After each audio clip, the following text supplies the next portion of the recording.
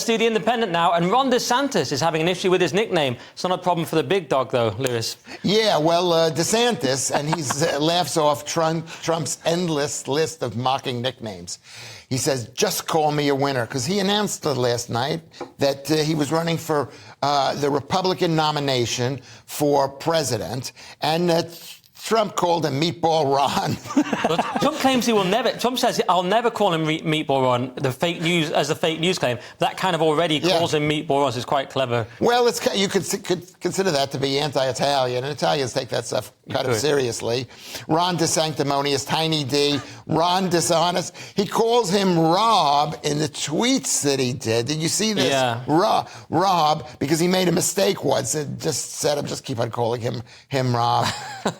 I love Trump, but Trump's day is done.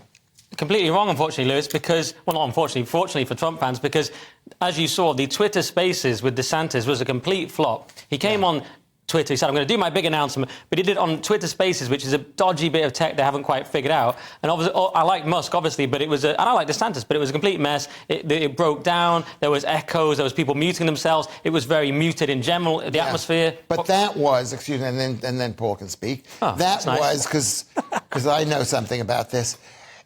Is it wrong for him to have trusted the richest, most successful business person in the history of the world, you know, to run a platform that's going to work? It isn't DeSantis' fault. It's Musk's fault. It's Twitter people. Either way, it was a very poor launch. And the funny thing is here, he's saying, just call me winner. He kind of sounds like Ron Burgundy, Paul, which is another Ron. And by the way, did you see Trump Jr., after the failed Twitter space, posted Disaster? So Disaster's another nickname he's got now. What do you think? I mean, say what you like about Trump, but he's a comedian. The man is brilliant. Yeah. Yes. When it comes to this sort of stuff, he is absolutely brilliant. He's already got him on the ropes.